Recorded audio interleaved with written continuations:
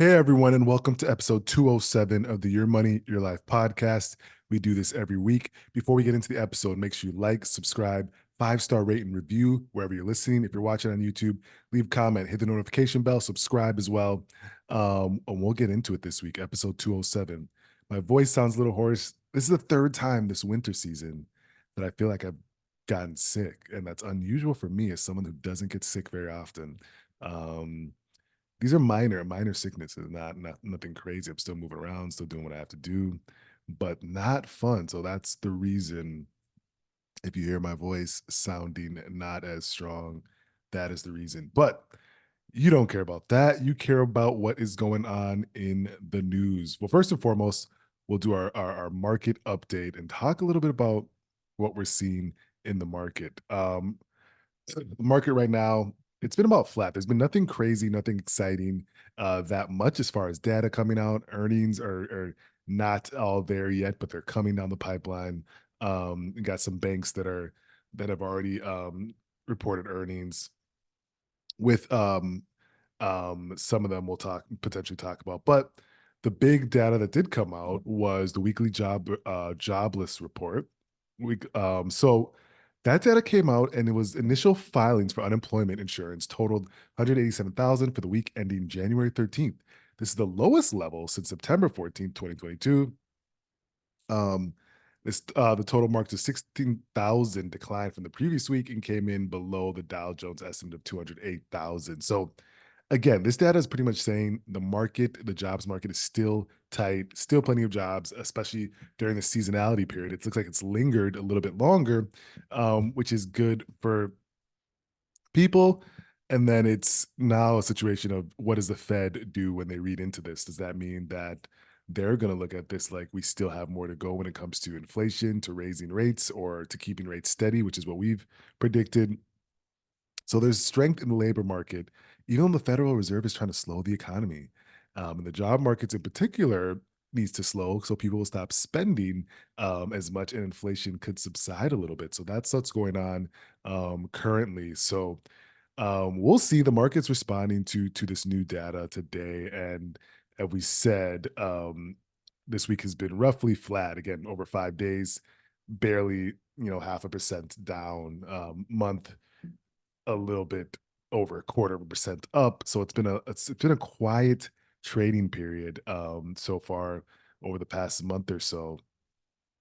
But if you look at it from a year standpoint, again, a strong year.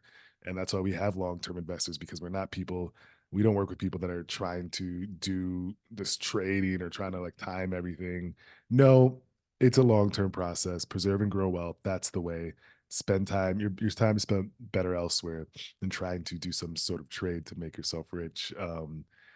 So that's the big update on the market. Now, again, quieter, nothing crazy.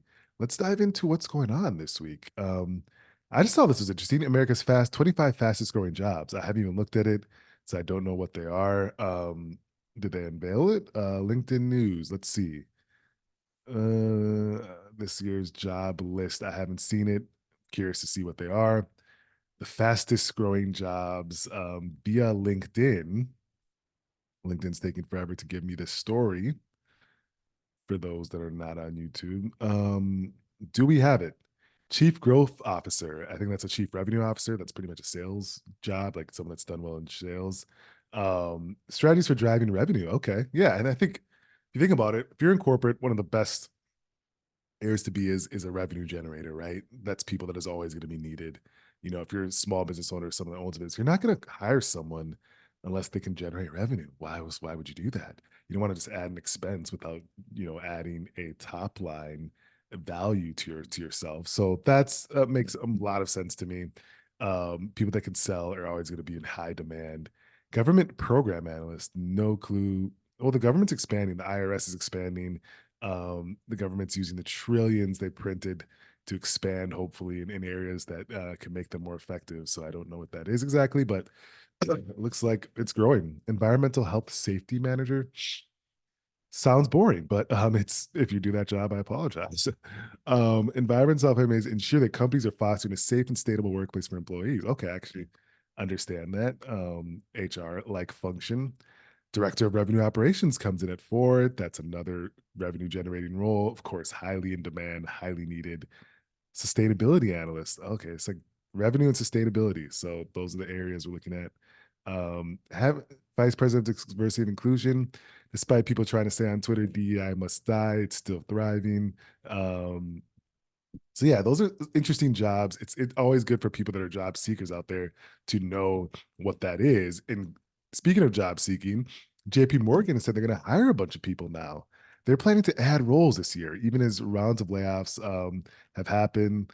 They're looking to add in they employ more than 300,000 people.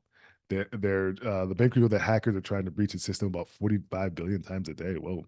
So it must be in the IT services realm, but it looks like they're hiring around the IT cybersecurity realm because they've got people trying to hack them because they have the most commercial assets in the country, potentially worldwide, at least in the top five. So they're adding hiring. They're adding hiring heads. They're trying to protect their assets, trying to protect their bank. Um, Speaking of banks, and different companies, bonuses are getting the squeeze. So companies are being a little bit more tighter on the budget when it comes to annual parties. Those complaining about the Christmas parties not being as affluent as they have been in the past. So some people that aren't on potential commission jobs and just get bonuses based on the company's performance, those bonuses are fell. The average payment fell 21% last month from a year earlier to $2,145, according to a payroll software company, Gusto. It tracks 300 small businesses, so 300,000 small businesses. So this is a company. Gusto tracks these bonuses, these Christmas bonuses they used to call them, and they've fallen. It looks like, and again, that's signs of the times. Demand is slowing, so companies are preparing for that. They've done layoffs, they've done other things to restructure, and now they're tightening the belt a little bit. So you're going to see that across the board. What else? There wasn't, again, nothing crazy in the news. We had the NFL playoffs. I literally missed out every pick almost, besides my Kansas City team. What a wild playoff run for a lot of teams, rookies, young team, Packers, Houston. We'll see what they could do this weekend. Excited to see that.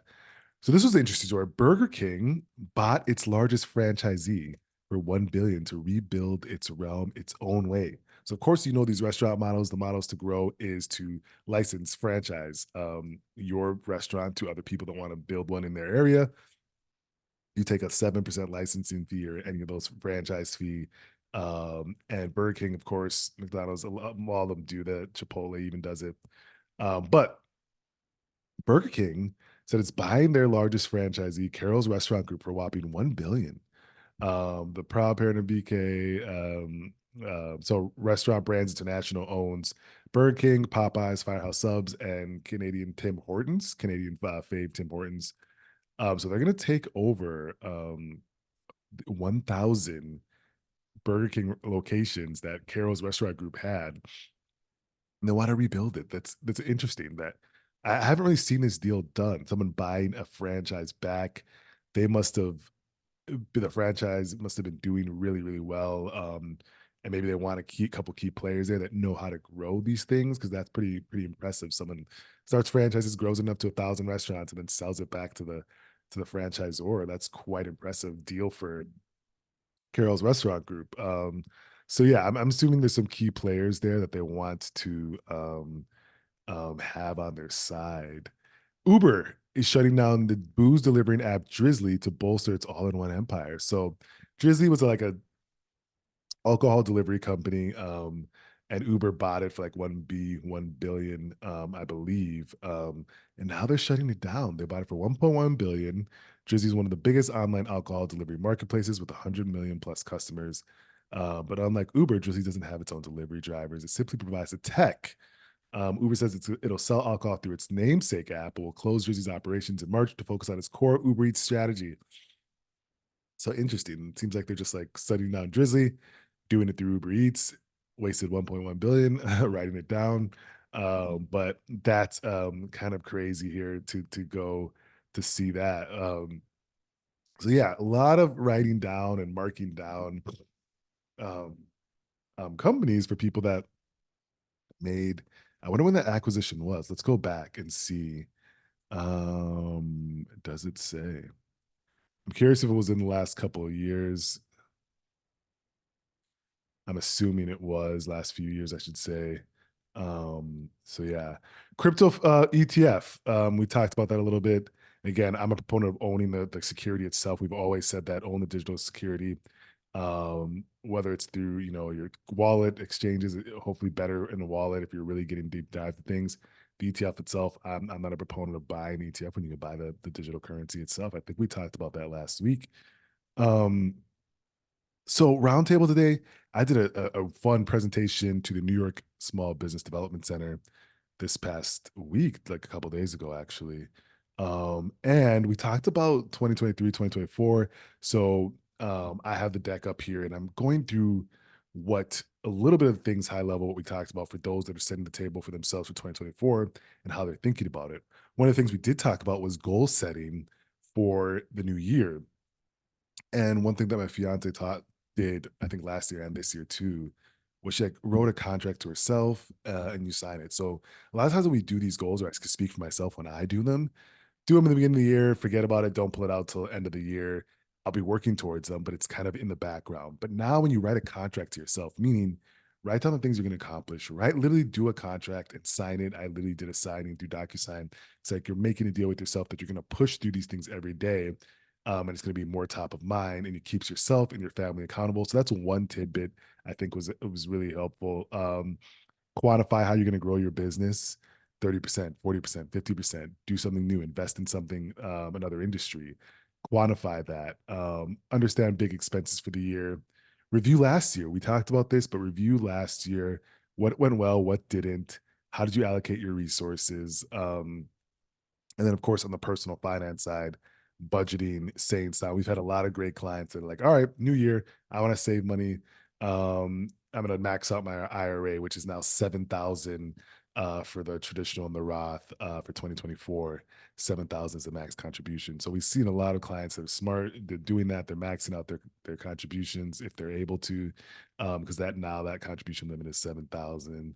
And we're seeing a lot of self-employed people really trying to button up and do things the right way. So keep the budget in mind for 2024.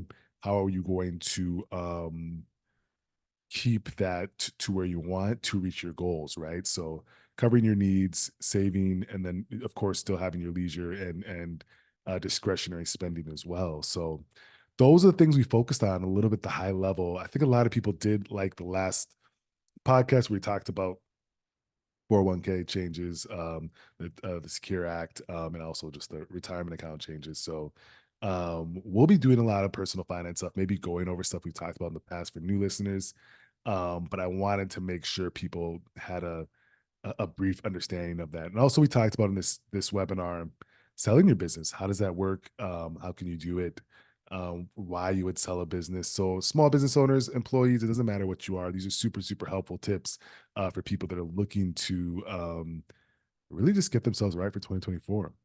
Ladies and gentlemen, that was the podcast this week. We always love when you join us each week. Make sure you do so. Share with family and friends. We will talk to you next week.